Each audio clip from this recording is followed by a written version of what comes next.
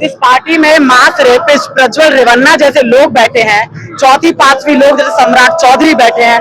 वो पार्टी क्या लॉ बनाएगी, वो पार्टी क्या हित में करेगी हमारे? जो अपने कस्बे गांव के लिए बोलेगा उसे एंटी नेशनल बोल दिया जाएगा, उसे आतंकवादी करार दे दिया जाएगा। अरे उसे तो एंटी नेशनल भी नहीं बोला गया, उसको तो पागल घोषित करके उसको मार दिया गया। अरे तुम एंटी नेशनल घोषित करके तुम जेल में डाल देना उसे। लड़कियों का अगर रेप होता है तो उस पर सब चुप्पी साध लेते हैं, क्योंकि इस पार्टी में इतने रेपिस्ट बैठे हैं कि वो क्या रेप के खिलाफ लॉ बनाएंगे। हम मानते हैं बीजेपी में रेपिस्ट बैठे हुए क्यों नहीं है, क्यों नहीं है? बीजेपी में इतने गवार बैठे हैं, इतने रेपिस्ट बैठे हैं। कौन है गंवार, एक दो का नाम बताइए। सम्राट चौधरी चौथी पास है। हाँ, ये सम्राट चौधरी को जब मर्डर का केस लगा था तो उन्होंने फेक जाके अपना वो दिखाया था एडमिट कार्ड, और खुद को माइनर साबित किया गया था। लेकिन उस टाइम वो 26 साल के थे। तिवारी जी के समर्थन में यहाँ पर जो है युवा आए हैं, क्या कहना चाहेंगी आप? जी, मेरा कहना है कि भरत भूषण तिवारी जी वो आतंकवादी नहीं थे, वो देशद्रोही नहीं थे, वो देश प्रेमी थे। वो अपने समाज, अपने कस्बे के लिए लड़ रहे थे, वो आवाज उठा रहे थे नेताओं के पास जा जाकर अपने बात है कि वो मोदी योगी के वक्त हिंदुत्व की बात करते थे, इसके बावजूद आप मुस्लिम महिला होते हुए आप उसके समर्थन में उतरे हैं, ये बड़ी बात है। तो क्या लग रहा है सब लोग एकजुट होंगे उसके? बिल्कुल, ये मुस्लिम महिला, मैं मुस्लिम और हिंदू देखकर नहीं आई हूँ, मैं इंसानियत देखकर आई हूँ। और ये हमारा मुस्लिम और हिंदू दोनों का देश है, और इक्वालिटी को देखते हुए हमारे लोकतंत्र समाज में एक मासूम इंसान की हत्या कर दी गई है। वो तो कोई आतंकवादी नहीं था। अगर वो मुसलमान होता, अगर वो ऐसे मुद्दों पर पिस्तौल उठा लेता अगर हाथ डाल के, तो यहाँ की सरकार अगर उसे आतंकवादी साबित करती तो मान भी लेते कि वो मुसलमान था। अरे वो तो हिंदू था ना, ब्राह्मण था, ब्राह्मण था ना वो, तो उसको क्यों मारा? उसने जब सिलेंडर कर दिया था, अपने आप को उसने सरकार के आगे रख दिया था, फिर क्यों मारा गया? एक बेचारे निहत्थे की जान ली है सरकार ने। सम्राट चौधरी ने बयान दिया कि एक बंदा हमारे पुलिस वाले को पिस्तौल दिखा रहा है, यहाँ की पुलिस क्या कर रही है? और सम्राट चौधरी के बयान पे मुझे लगता है कि शायद उसकी मृत्यु हुई है, उसकी हत्या की गई है। मैं उसी के इंसाफ के लिए आज दिल्ली नरेला क्षेत्र। सम्राट चौधरी को आप एक लाइन में क्या कहना चाहेंगे? मैं यही कहना चाहूंगी कि अगर आप गद्दी में बैठे हो, समाज सेवा करने के लिए बैठे हो, लोकतंत्र समाज में लोगों द्वारा आपको चुना गया है ना, तो लोगों की समस्या को सुनो। अगर समस्या उठा रहा है तो उसकी आवाज को तुमने दबा दिया। उसने पानी मांगा, रोजगार मांगा, और तुमने क्या दिया? उसे मौत दिया है। आज वो तीन जो है लड़के हैं, महतो टाइटल के हैं, बेगूसराय में दलित लड़की का जो है बलात्कार करके मार दिया, गुप्तांग में कारतूस लकड़ी डाला गया, इतना बहसीपूर्ण तरीका हुआ, तो वहाँ कहाँ इनकाउंटर हुआ है? बिल्कुल, वहाँ इनकाउंटर क्यों होगा? क्योंकि वो तो रेप है ना, और रेप तो नॉर्मल हो गया हमारे लिए। कहीं महतो टाइटल लिखा हुआ है, महतो टाइटल कुशवाहा जी लोग ही लिखते हैं।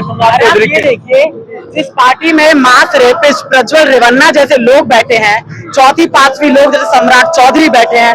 वो पार्टी क्या लॉ बनाएगी, वो पार्टी क्या हित में करेगी हमारे? जब इतने बड़े रेपिस्ट खुद पार्टी में बैठे हैं, तो वो लोग क्या रेप के अगेंस्ट लॉ बनाएंगे? क्या लग रहा है भरत तिवारी को लोग जो है अब भगत सिंह की नाम संज्ञा दे रहे हैं? बिल्कुल बिल्कुल। ये तो इस सरकार का रहा ही है कि जो अपने देश के लिए बोलेगा, जो अपने कस्बे गांव के लिए बोलेगा, उसे एंटी नेशनल बोल दिया जाएगा, उसे आतंकवादी करार दे दिया जाएगा। अरे उसे तो एंटी नेशनल भी नहीं बोला गया, उसको तो पागल घोषित करके उसको मार दिया गया। अरे तुम एंटी नेशनल घोषित करके तुम जेल में डाल देना उसे। अरे उसे मुसलमान तो यही कह रहा है। क्या लग रहा है कि सही में जो है भरत तिवारी जो आज के भगत सिंह है? बिल्कुल, मैं मानती हूँ कि वो अपने समाज के हित के लिए बातें कर रहा था। वो सच्चा देशभक्त था, सच्चा देश प्रेमी था, और वो आगे ऐसे लड़ता रहता। इसी डर के मारे सम्राट चौधरी और उनके नेताओं ने उसकी हत्या की है। क्या लग रहा है कि जो है अब ये जो महतो टाइटल वाले तीनों बलात्कारी लड़के हैं, उसको तो पुलिस ने एनकाउंटर नहीं किया, और वो एक लड़का था, ब्राह्मण था, योगी मोदी का समर्थक था, तो उसको गोली मार दिया गया। तो यही तो होता है इस देश में, लड़कियों के खिलाफ, लड़कियों का अगर रेप होता है तो उस पे सब चुप्पी साध लेते हैं, क्योंकि इस पार्टी में इतने रेपिस्ट बैठे हैं कि वो क्या रेप के खिलाफ लॉ बनाएंगे। हम मानते हैं बीजेपी में रेपिस्ट बैठे हुए? क्यों नहीं है, क्यों नहीं है? बीजेपी में इतने गवार बैठे हैं, इतने रेपिस्ट बैठे हैं। कौन है गंवार, एक दो का नाम बताइए। सम्राट चौधरी चौथी पास है। हाँ, ये सम्राट चौधरी पे जब मर्डर का केस लगा था तो उन्होंने फेक जाके अपना वो दिखाया था एडमिट कार्ड और खुद को माइनर साबित किया गया था। अच्छा। लेकिन उस टाइम वो 26 साल के थे। रेपिस्ट कौन है बीजेपी में? प्रज्वल रेवन्ना। अच्छा। हाँ, जिसका और भी लोग हैं?